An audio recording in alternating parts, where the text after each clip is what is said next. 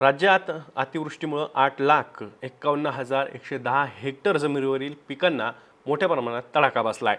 यामध्ये सर्वाधिक नुकसान मराठवाड्यातील नांदेड आणि विदर्भातील वाशिम जिल्ह्यात झालंय। तर बुलढाणा, अमरावती, यवतमाळ, अकोला, वर्धा, सोलापूर, अहिल्यानगर, धुळे, जळगाव, नांदेड, हिंगोली, परभणी, छत्रपती संभाजीनगर, जालना, बीड, धाराशिव, लातूर आणि नाशिक या जिल्ह्यातील 78 तालुक्यांमध्ये मोठ्या प्रमाणात पाऊस झाल्यानं पिकांचं नुकसान झालेलं आहे।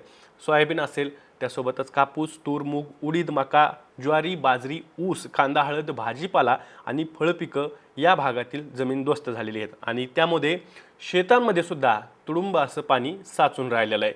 यामुळे कुठेतरी पंचनाम्यांना सुद्धा अडथळे निर्माण होत आहेत। नेमकं शेतात जायचं कसं, शेतापर्यंत पोहोचण्यासाठी सुद्धा ओढे, नद्या, नाले हे भरून वाहत आहेत आणि त्यामुळं पंचनामे करताना सुद्धा प्रशासनाला अडचणी निर्माण होत आहेत आणि या पार्श्वभूमीवरती कुठेतरी तातडीनं राज्य सरकारनं नुकसान हे शेतकऱ्यांना द्यावं सरसकट अशी मागणी सुद्धा पुढे येते आहे।